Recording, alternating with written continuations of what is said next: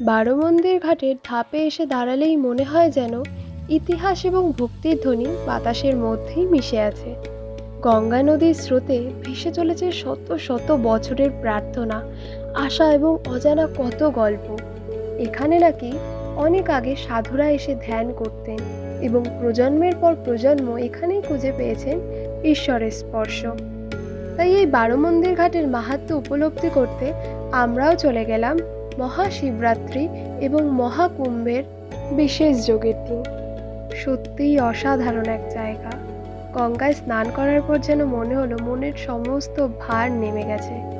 তাই আপনাদেরও বলছি, অবশ্যই একবার ঘুরে যান এই বারোমন্দির ঘাটে, আর অনুভব করে যান এই বারোমন্দির ঘাটের সেই বিশেষ মাহাত্ম্য। এই জায়গা শত শত মানুষের প্রাণ ছুঁয়ে গেছে। যদি আপনারও ছুঁয়ে যায়। এই মন্দিরটি অবস্থিত কলকাতার নিকট সোদপুর পানিহাটিতে। কাজের মধ্যে দিয়েও যদি কিছুটা সময় বার করে নিতে পারেন তাহলে অবশ্যই যাবেন এই বারোমন্দির ঘাটে।